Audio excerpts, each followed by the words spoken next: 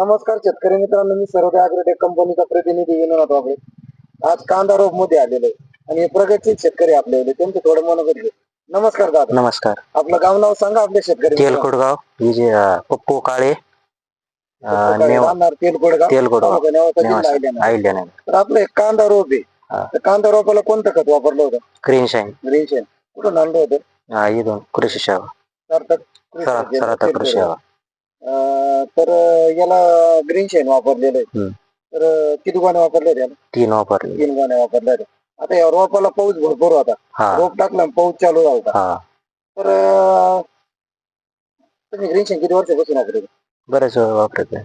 बरेच दिवसापासून कांद्याला वापरलं होतं. मागल्या वर्षी कांद्याला वापरलं होतं. रोपाला पण वापरलं. त्याच रिझल्ट वर तुमचं चालू आहे म्हणजे 2 वर्ष झाली तुम्हाला वापर. रिझल्ट भरपूर आहे.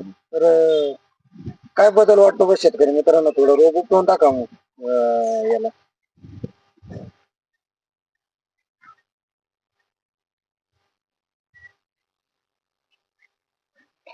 रोपाची मुळी पांढरी मुळी वाढली, गाठ बनलेली चांगली व्यवस्थित ग्रीनरी आहे, वाढ आहे. एवढं हे असं एकदम जबरदस्त रिझल्ट भरपूर. मुळीला पण सुपर. तर तुमच्यासारखे जे शेतकरी मित्र आहेत त्यांना काय सांगू शकता? ग्रीन शेन वापरायला पाहिजे का नाही? वापरायला पाहिजे.